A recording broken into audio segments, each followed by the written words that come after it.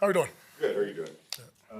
I understand that Aiden wasn't able to practice today. Do you think he'll be able to practice today? And do you feel like there's enough time for him to be able to, get out there on Monday night? Well, one, I think it is enough time because we got an extra day, so that really helps us this week. He won't go today in practice. He's getting better though. He's improving, and we'll just take it throughout the week and see as we get closer to Monday night. What does it come down to? Is it pain threshold, his ability to kind of be able to protect himself out there, or all of the above type of Really, thing? all of the above. Honestly, you don't want to put a player out there that's hurt that could then become injured, and now you got something that's long term.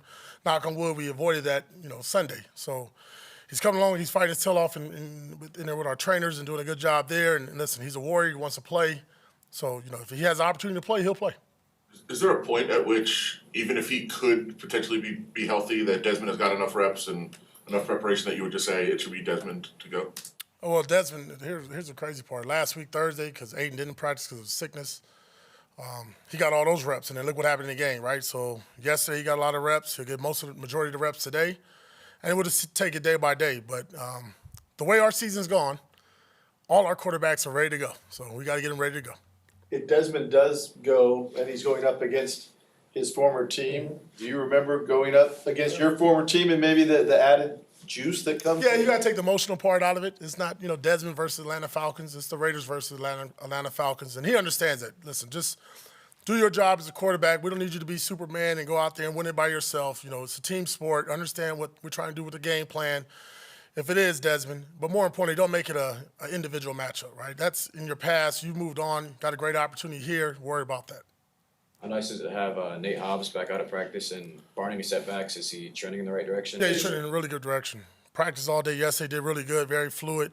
Had a good walkthrough right here. We'll see how he comes out today, but I would anticipate him playing, starting, and giving us that boost we really need in the secondary. JP, the Falcons have historically struggled against tight ends of various talent levels. Obviously, Brock is probably going to do what Brock does, but can you see maybe more of an expanded roles for the other tight ends on the team? Yeah, all of them. I think, again, last week was a great example. When the team goes all out to try to take away Brock, Big Mike shows up, right? And that's going to be the same thing throughout the season. 12 personnel is our best personnel. And, they got to find ways to match up, and we got to find ways to keep moving Brock around and being creative with him because we got to feed him the ball because when we do that, good things happens for the Raiders. It's a little bit off the field, but involving you around the league. There's been a series of players that have been targeted when they're playing in games. You guys are playing in a primetime game this week. I mean, is there any added concern, security, that sort of thing you're talking to the team about? No, I think just living in Vegas alone, you understand that you got to be kind of smart with everything. So I'm sure we saw the interview there with Joe Burrow, and you can see how upset he was. And I think everybody around the league understands that when you're a target, got the cameras, the bright lights in front of you, we're an easy target, and obviously we know where we're playing. So I'm sure guys will take extra caution there. Coach, I believe Kirk Cousins is leading the league in interceptions and turnovers this season. How much of an equalizer are turnovers for a defense? Oh, it's huge. I mean, look at last week, down 14-0, and then all of a sudden we got an opportunity to come back, and we do, and make it a close ball game. And each week is different. You can look at that quarterback, but we got to force it. We got to take the ball off. We got to go hunt the ball, as Patrick Graham and Rob Ryan talks about all the time. The quarterback is the main one, touches the ball every play. So it's either, forced fumbles, batted balls, interceptions, whatever we can do to get the ball off them. That's the emphasis each and every week. But obviously, if there's a particular player that's, either leading the league or has a high frequency of it, more of emphasis. I always say turnovers come in bunches and kind of snowball effects. Do you see that defense a little ramped up as, hey, we got an opportunity to hunt that ball, as you mentioned? Yeah, kind of similar to last year. We was in the same boat last year before I took over. Struggled getting turnovers, and then we had a couple games, and then boom, 5, 3, 2, 1. It just kind of kept happening. But again, it's guys hunting for the ball, right? Having a purpose about it. No different when you tackle, right? Guys can make a tackle to make them go down, or you can tackle to get the ball off of them. And the way our team is going, the way our season's going, we need to get the ball back to our offense. We need to play half-court offense, give them the ball in short fields to create more scoring opportunities. There have been a number of offensive plays in recent weeks where Kanai Malga's come in. What went into that decision to get him involved, and what skill set does he provide that gives you guys the confidence to put him out there? Well, he's one of the more physical players on our team. I mean, you watch him on special teams. I mean, there's violent collisions constantly when he's on the field. But, we want to get 2 back sets, and not going to use Brock as a fullback, not going to use Big Mike as a fullback. So, look, we got a linebacker here that plays primary on special teams, that's physical. Sincere does a really good job with the lead back. So there's been great opportunities down here, obviously in the goal line and in short yardage to put him out there. And he's done a really good job because that's not easy to go there, especially with the verbiage of offense, understanding his role.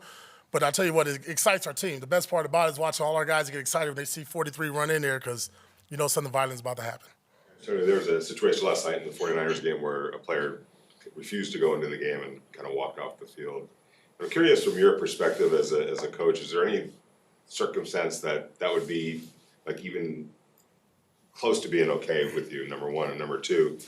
I mean, how would you handle something like that? Yeah, so won't speak about them, but if that happened on our team, one, I hope we don't have players on our team that's like that.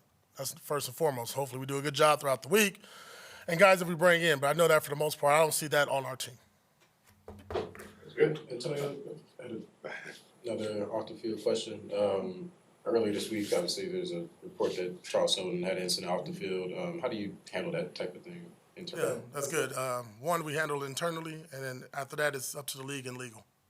Saw that you're supporting the Chiefs Hope LA with Mike Leeds. What went into that decision? Why is that cause important to you? Yeah, obviously from LA, single mother, raised by my mother.